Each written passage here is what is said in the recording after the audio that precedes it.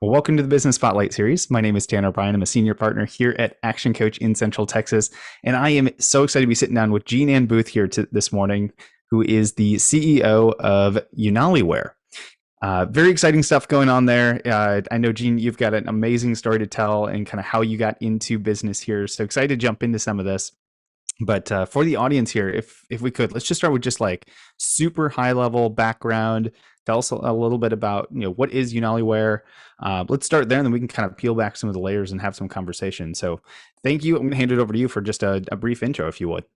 Sure.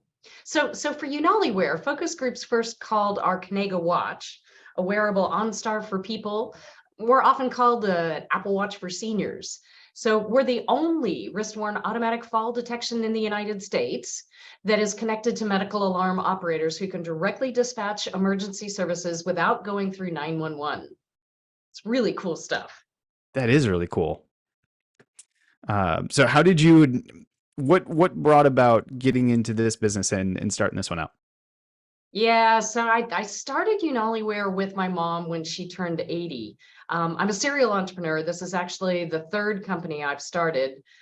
Sold the other two, one to Apple, one to Texas Instruments. So I started Unaliwear with my mom when she turned 80, and that was almost 10 years ago. Now, mom's gone now, but she was a model. This is her picture behind me on the box right there. That's my mom. She was absolutely not willing to wear a stigmatizing pendant as she got older. She was totally cognitively capable, but she was getting a little bit more physically frail as she aged. And there just weren't any products for people who wish to live independently, with dignity, safely.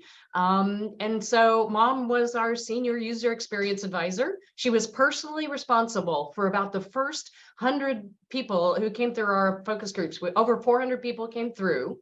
She was personally responsible for about 100 of them. And that was during the design of the CTX. And mom had the final say on every single wearer-facing design decision in the beginning. Oh, that is really cool. What were some of, I'm just curious, what were some of the things that as she went through kind of that design phase that were like really important that have made it into what the watch looks like today? So we actually designed the CTX specifically to extend independence with dignity for vulnerable populations. So yes, we're a smartwatch, but we're actually better than a smartwatch because one of the things that came out of working with mom was the understanding that as people age, they lose that chemical signal in the back of the brain that says I'm thirsty, quits working. And so you lack the galvanic skin response that powers touch.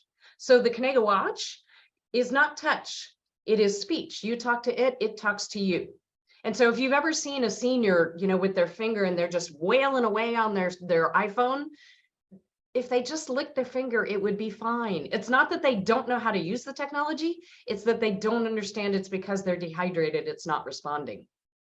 Oh, that's really fascinating. I don't believe I knew that before. Most people don't. It's just one of those things. It's like, we had another one, which is actually the real reason that I came out of retirement to start the Unaliwear and the CTX is actually our patented quick swap battery system in the band. So you never have to take it off to charge. You get 4 of these little battery pods, 2 on the charger, 2 on the watch, and there's a safety battery inside so that even if the ones that are on the watch get dislodged in a fall, there's still enough power to get a GPS fix and to spend 15 minutes on the phone with the medical alarm operator. And that's out of understanding that in the senior part of our demographic, the number 1 cause of injury death is falls, and those mostly happen in the bathroom at night. So anything else you don't have on. That is brilliant. I love that. So I'm curious, taking a step back, how did mention you had 2 other companies before this, sold them. Give us a little bit about your background. How did you get to this point where this third company, working with mom and building things from there? What did your journey look like getting up to this point? Goodness. So I went to the University of Texas at Austin as an electrical engineer back in the day. Worked in industry in industrial process control and semiconductors for a while. Joined a startup that failed, which was critically important because that's an important thing to learn. Failure is not your death. And then started the first one. So as part of a founding team for a company that sold to Apple. We were best known as the graphics unit in all of the iPads. And then I started another one that sold to Texas Instruments. This one is really nerdy. It's you know, the first of the ARM-based microcontrollers. It's a huge market today. It's about $128 billion. So not that TI has that, but that's the size of that marketplace today. And then funny enough, after those two, I retired. I was a dive master on a liveaboard dive boat based in Key West. And, you know, that was great. And then mom turned 80. So, you know, it was in talking to my friends and some of the folks who'd worked with me in previous companies that we came up with the battery system in the band. And, you know, it was almost a decade ago. So the Apple Watch didn't exist yet. The iWatch was rumored, but it didn't exist. And here I am pitching a watch that is speech, not touch, that is 24/7, right? Goes where you go, cellular, Wi-Fi, GPS, Bluetooth for hearing aids and telemedicine devices. And everybody's like, are you crazy? Maybe, but we did it. How was the adoption of that back when the wearables as they exist today weren't quite the same, right? The Apple Watch wasn't out yet. What did that adoption look like, and was there resistance there in trying to overcome that market, or what? Tell me a little bit about that look like. So when, you know, it was super helpful when the Apple Watch actually came out, because of course they're doing all the marketing that makes wearables something that everybody gets, right? And, you know, I appreciate that every one of those dollars they spent. You know, because over that period of time, my discussions changed from, you know, no, you don't have to have a cell phone to pair it because it is a cell phone, to, okay, here's the difference between an Apple Watch and a Conago watch. And it's significant, especially in our demographic, because we don't go through 911. We actually go direct dispatch through medical alarm call centers. And so that means that, you know, if you have an issue, they know, hey, the emergency responders are going to see Jean Ann. She has diabetes. She's allergic to aspirin. They know exactly who I am and all of my stuff before they get there, which you can't do with 911. That is fascinating. I guess I kind of forget about those pieces and how critical it is to have that information immediately right on hand. Um, oh, that's really cool. Taking a step back, because you had mentioned a couple of things in your journey I want to kind of ask some questions about as well. So you mentioned really important, joined a startup that failed. Yeah. What were some of the main lessons that you learned in that kind of being a part of that fell apart, that did not work? What were some of the biggest lessons that you learned that you took and were able to expand upon as you went on to build 3 additional companies? I mean, I think, you know, the very first one was, you know, failure is not the end of the universe, right?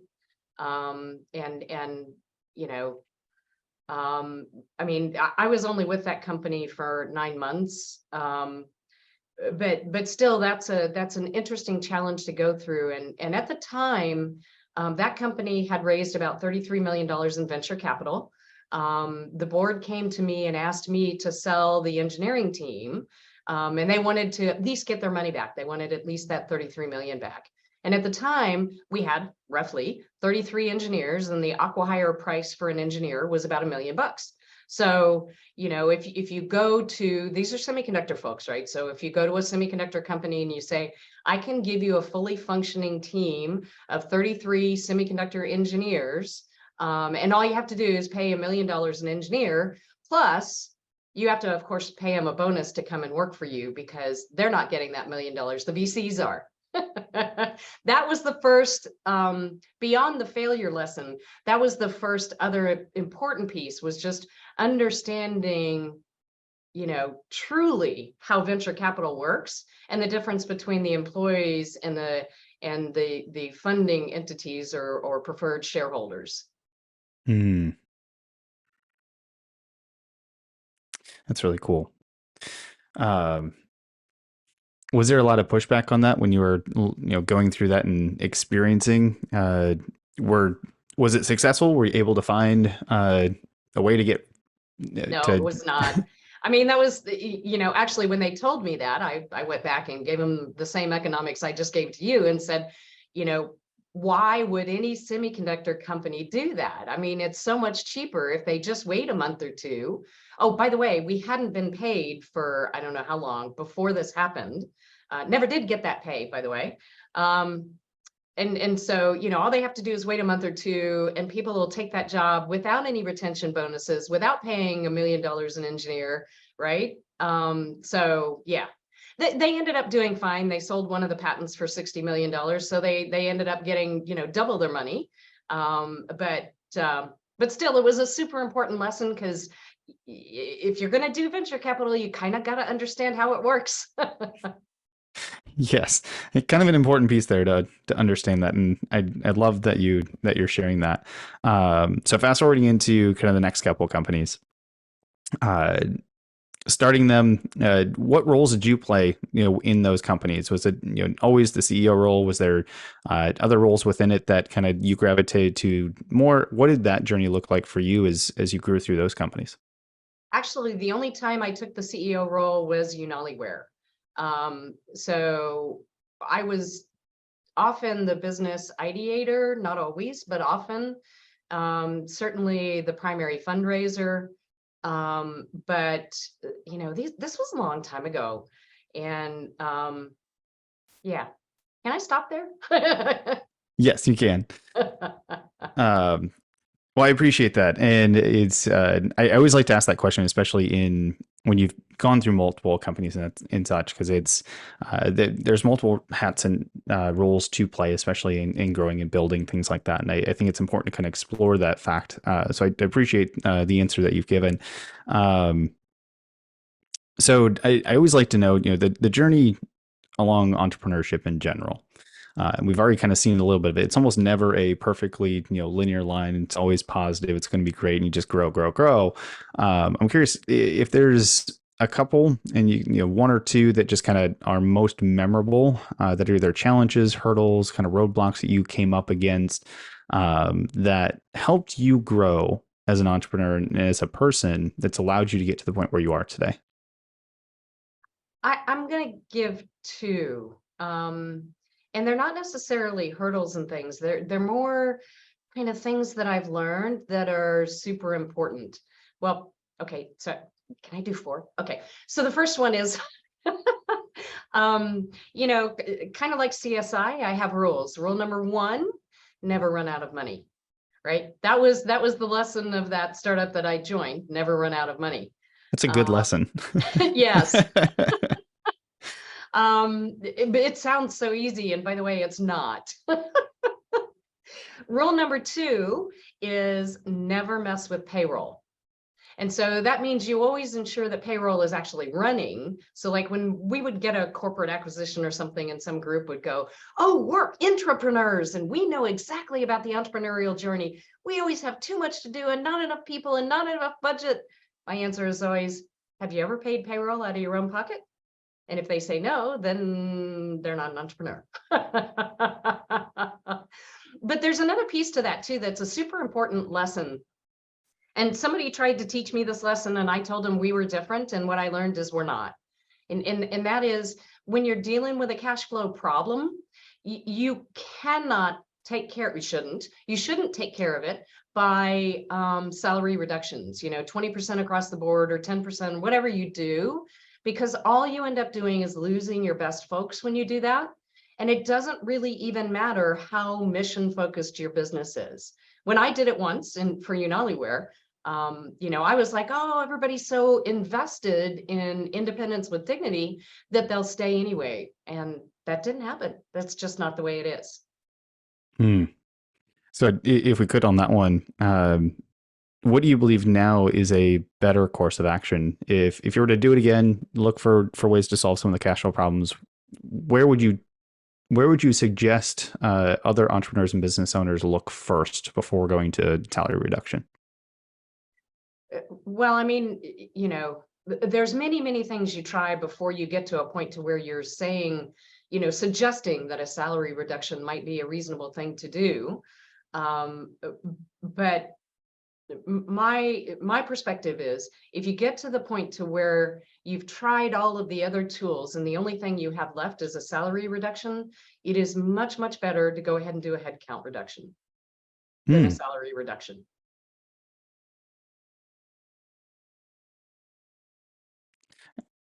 I like that. That's a really interesting way to look at it. And I imagine there's a much different perspective of how things are going and how people feel in that situation when you look that direction. So very interesting. So if we look at outside of kind of challenges and the journey from that side of things, I always like to ask about the keys to success and kind of setting the stage on this here. You can look at definition of keys to success, but really the way I look at it is when you look back on your journey overall, and for you personally, clearly you've been successful. By my measures of success, you've been a great success, growing and building multiple companies, being where you are today. But when you look back on your journey, what are some of the things that you attribute your success to, either things that you do consistently or people that you make sure that you have in your life, or whatever that is for you? What do you attribute your success to as you look back on your journey? I think one of the things that is critically important is, of course, to have the right positive focused people that are a part of your life. In my case, my best friend is a fellow electrical engineer from the University of Texas. Her name is Arlene.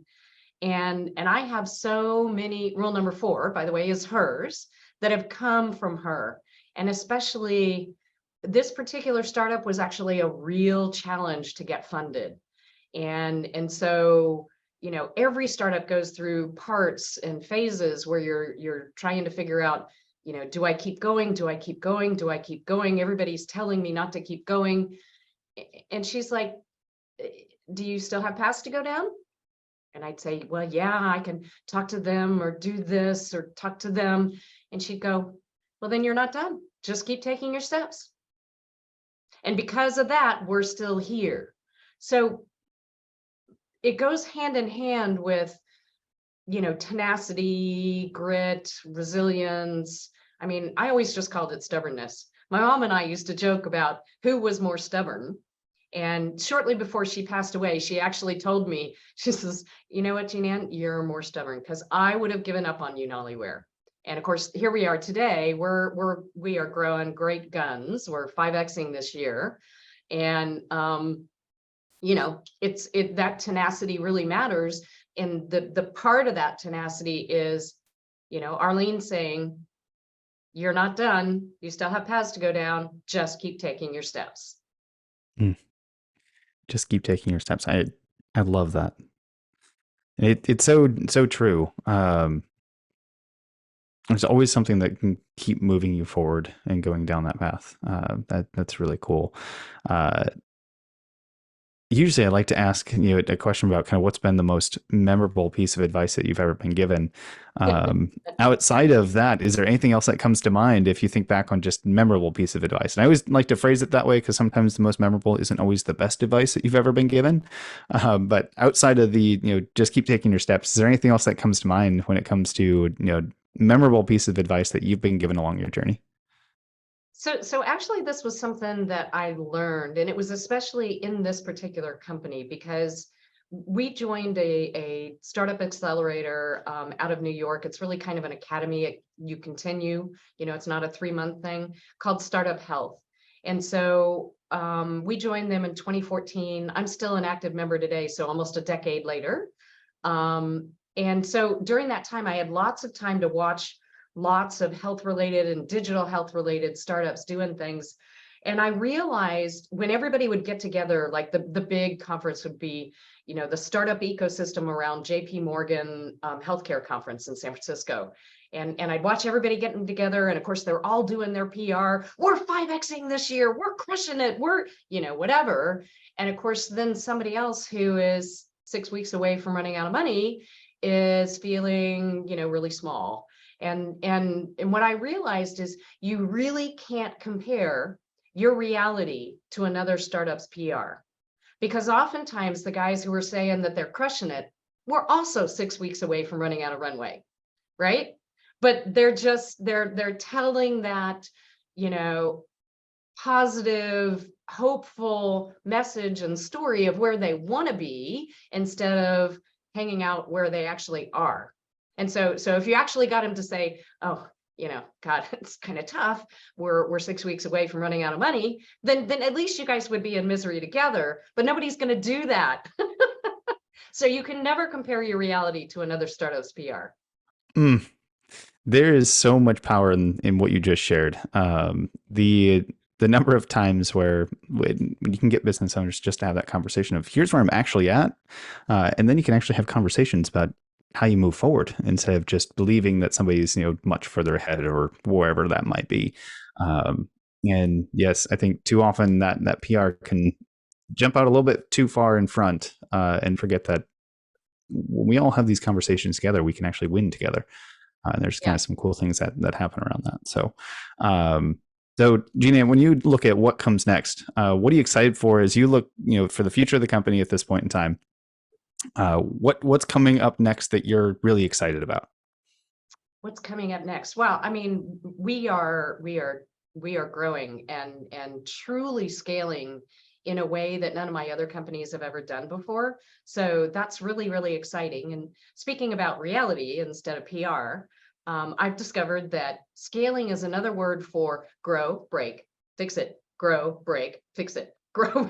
And everybody's like, oh, we're scaling, as if you have this continuous path of just nonstop growth and it all just goes sunshine and roses and unicorns from there. And that's not real.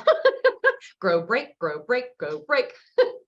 And I told one of my board members last year, before we got our final funding, which is where we are today, I said, remind me when we get to this state, and I'm dealing with the grow, break, remind me that I said I can't wait to be there, where I'm not doing continuous fundraising, but I'm actually dealing with growing and breaking. And so not long ago, she called me up and she goes, Jeanne, you told me to remind you. Okay, you're right. That's where we are. Oh, I love that. The number of times that I've had conversations with other entrepreneurs, and when that realization comes, and having the systems, the things that you put in place for getting to your first million in top line are not the same systems that you need when you're 10 million, 50 million, et cetera. They do break. They don't work when you get to certain levels of volume and team sizes and all that kind of stuff. It's like, okay, now we got to fix it and grow upon that. And there's a lot of truth in the grow, break, fix. So I like your terminology much better.